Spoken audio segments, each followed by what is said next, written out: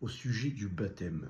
Alors, le baptême, c'est pas une fin en soi. Le baptême, c'est pas je dois étudier, je dois démontrer en premier que je suis un bon chrétien, ou alors je suis un bon catholique, un bon protestant, ou un bon évangélique, ou un bon orthodoxe, et ensuite je suis baptisé.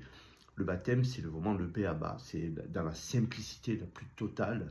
On voit d'ailleurs dans les livres des actes, donc on peut prendre 2 et au verset 38 par exemple, les gens ils disent à Pierre, mais ok, comment on doit faire? Et donc Pierre il leur répond, changez d'attitude et que chacun de vous soit baptisé au nom de Jésus-Christ pour le pardon de vos péchés et vous recevrez le don du Saint-Esprit. Voilà, les choses sont assez simples. Le baptême, c'est le commencement des choses. Voilà, on commence, on ne se baptise pas parce qu'on se sent parfait, parce qu'on sent que c'est bon, mais non, on peut. Non, on le fait parce qu'on reçoit le Christ. On le reçoit et dans la simplicité. Et d'ailleurs, on voit que dans le verset 41, il dit bien que ceux qui acceptèrent la parole furent tous baptisés le même jour. Et ce jour-là, c'était un coup de milliers de personnes.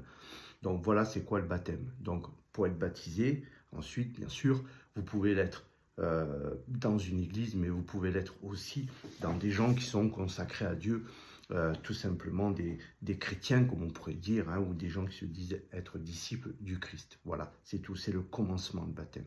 Et c'est très simple et c'est accessible à tous, puisque là, il est bien dit qu'en effet, la promesse, dans le verset 39 de Acte 2, toujours, il dit en effet, la promesse est pour vous, vos enfants, et pour tous ceux qui sont au loin, en aussi grand nombre que le Seigneur, notre Dieu, les appellera. Tout simplement. Ciao les âmes. N'oublie pas un pouce et n'oublie pas de t'abonner si tu veux. Ciao, ciao.